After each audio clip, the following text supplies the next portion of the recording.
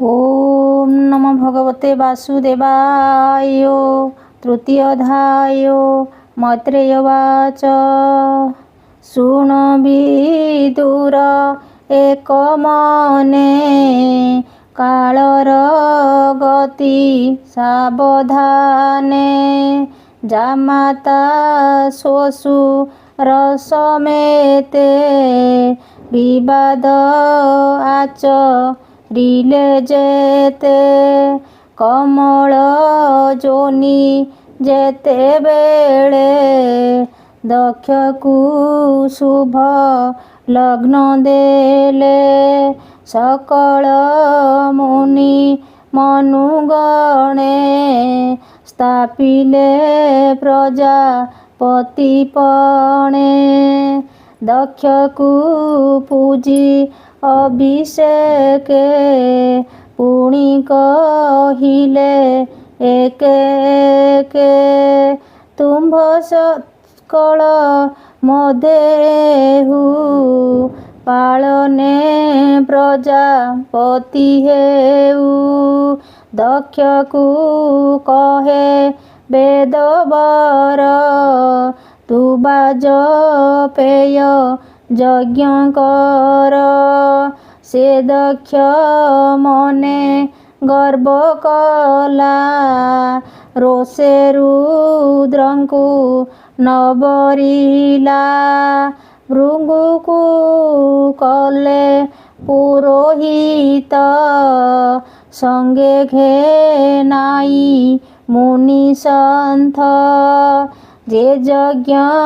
बृहस्पति नाम शुणिला यज्ञ गौतम से यज्ञ आरंभर बेळे सकल मुनि एक मेळे से ब्रह्म ऋषि देव ऋषि सर्वदेवंक संगे बसी पितृदेवता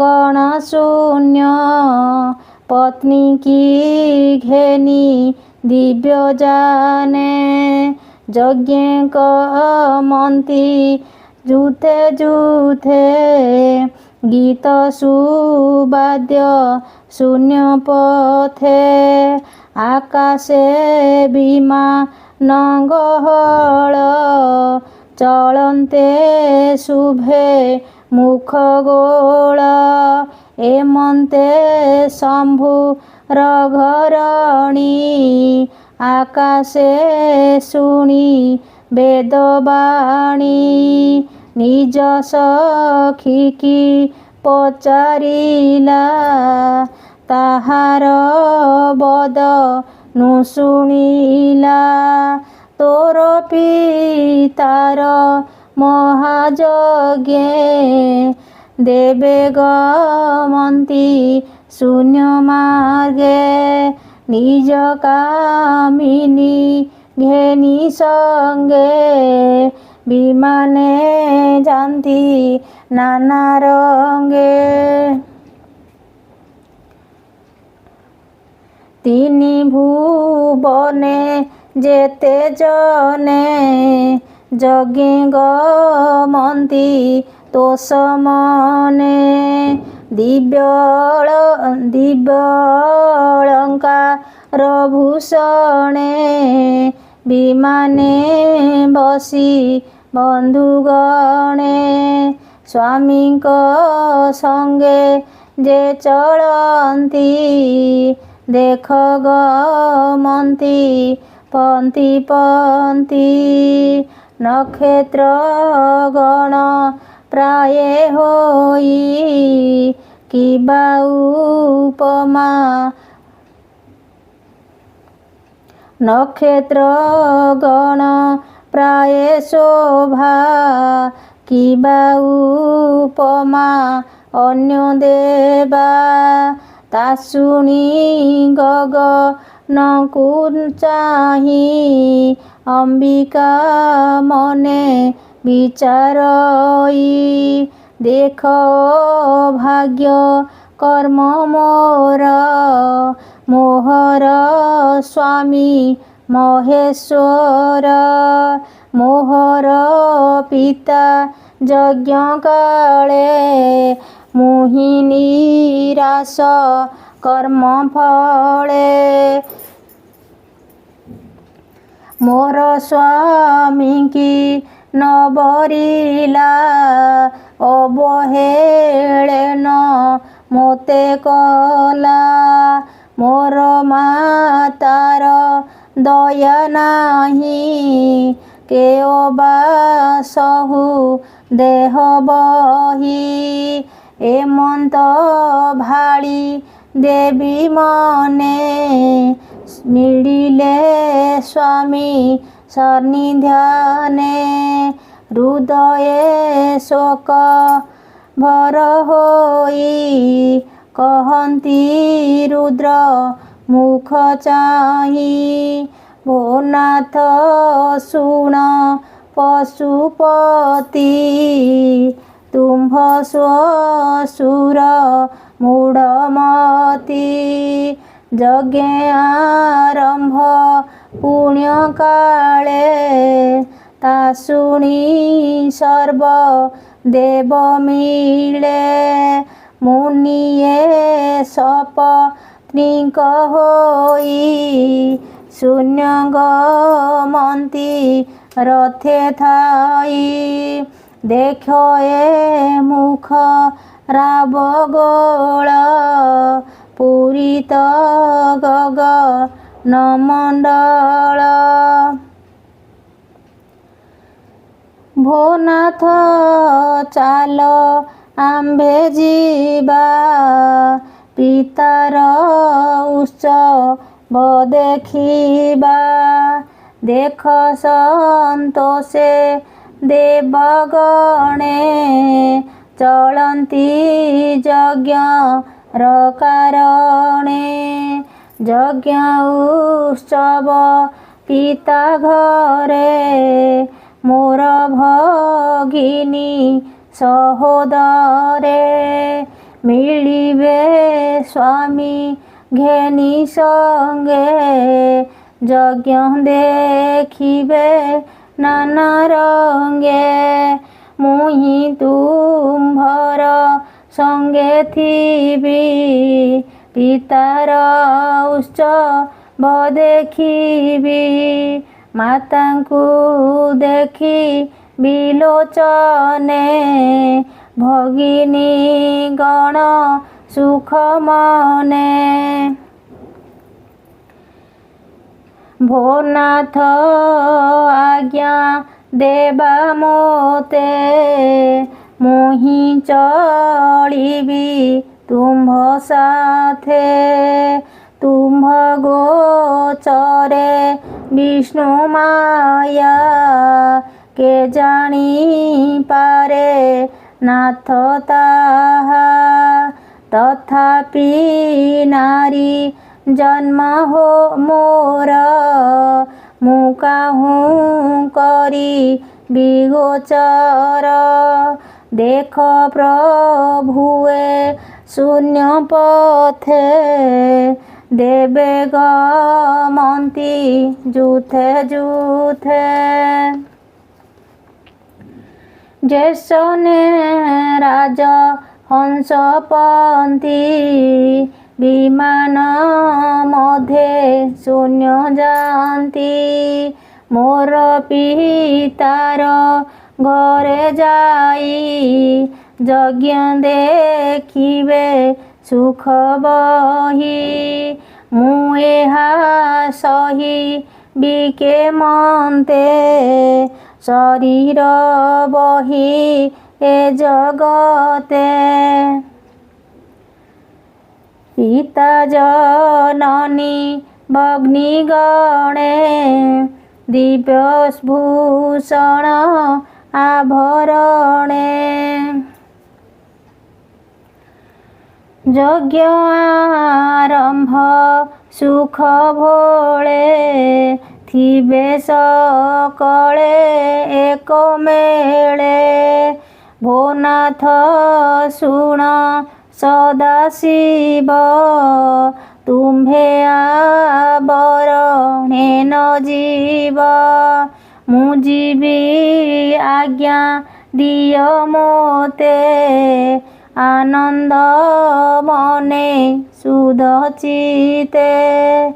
ମୈତ୍ରେୟ ଉବାଚ ଏମନ୍ତେ ପ୍ରିୟା ମୁଖୁ ଶୁଣି ଈଶ୍ୱର ସ୍ଥିର ଚିତେ ଶୁଣି ସ୍ୱଭାବେ ଜଗତ ଈଶ୍ୱର ସଂସାର ଯାର ଖେଳ ଘର।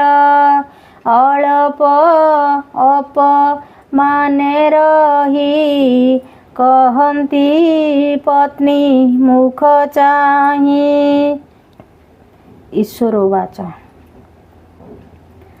ଶୁଣ ସୁନ୍ଦରୀ କହୁ ତୋତେ ତୁ ଯେବେ ପଚାରିଲୁ ମୋତେ ସାଧୁ ବିଚାର ଏ ତୋହର ସୁଧ ସୁନ୍ଦର ମନୋହର। କହୁ ଯେ ବନ୍ଧୁ ଅପମାନ କେ ସହିପାରେ ଦୁର୍ବଚନ। ବନ୍ଧୁକୁ ବନ୍ଧୁ ଭାବ ଭଳେ ଅମାନ୍ୟ କରେ ଅବହେଳେ। ଯେ ବିଦ୍ୟା ବଳେ ତପଦାହେ ସତ୍ୟ ସୁନ୍ଦର ଦେହ ବହେ। ଉତ୍ତମ କୂଳେ ଯାର ଜାତ ସକଳ ଗୁଣ ରେ ସେ ଖ୍ୟାତ। ଜାଣଇ ସ୍ତୁତି ସ୍ମୃତି ଧର୍ମ ଆଗମ ନିଗମ ଯେ କର୍ମ।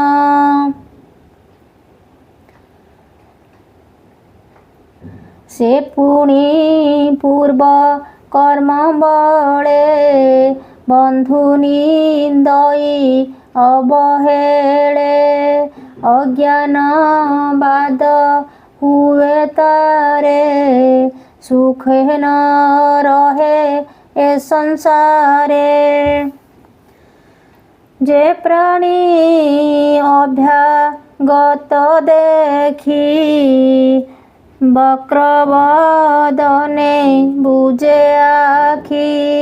ବନ୍ଧୁର କୁବଚନ ବାଣେ ଅନ୍ୟାନ୍ୟ ଦେହେ ମନ ପ୍ରାଣେ। ତୁ ପୁଣି ପିତା ପ୍ରିୟ ବହୁ ତାର ସୁହୃଦେ ଧର୍ମ କହୁ। ସାଧୁ ସଙ୍ଗତେ ଯେ ବସଇ ତାହାର ରିପୁ ମିତ୍ର ନାହିଁ। ଏଣୁ ଅସାଧୁ ସଙ୍ଗେ ଥିଲେ ପ୍ରାଣ ଇନ୍ଦ୍ରିୟ ବୁଦ୍ଧି ବଳେ। ପରମ ଆତ୍ମା କୁ ନିନ୍ଦଇ ଅସାଧୁ ବାକ୍ୟ ମନ ଦେଇ। ଯେ ବନ୍ଧୁ ଆଗ ମନ ଦେଖି ଉଠିବ ଆସ ନ ଉପେକ୍ଷି। ଭାବେ ଆସନ୍ତି କିଛି ଦୂର ବଚନ କହନ୍ତି ମଧୁର। ଅଭିଗମନ ମଧୁବାଣୀ ପୁଛନ୍ତି ନିଜ ଘରେ ଆଣି। ବିଷ୍ଣୁର ଭାବେ ପୂଜା କରି ଆନନ୍ଦେ ପ୍ରିୟ ଭାବ ଭରି। ତାହାକୁ ବୋଲି ସାଧୁ ଜନ ସେ ବିଷ୍ଣୁ ଦେବଙ୍କ ସମାନ। ଯେଣୁ ସେ ଦକ୍ଷ ପ୍ରଜାପତି ମୋ ଭାବେ ଚିନ୍ତ ଇ ଦୁର୍ମତି। तू जेबे मोर तू जेबे मोहर बचन अज्ञाने करी बुलंघन पिता भुवन जीवु तुही केबे हे भल तानुहाई अकर्म जन संग जेबे बादे उत्तम जन भावे केबे हे भल तार नाही एमंत देवी आगे कही स्थिर होइले उमाकांत कहिले दास जगन्नाथ। इति श्रीमद्भागवते महापुराणे पारमहंस संहितायां 82 चतुर्थ स्कंदे हरगौरी संवादे नाम तृतीयोऽध्यायो। ओम नमो भगवते वासुदेवाय।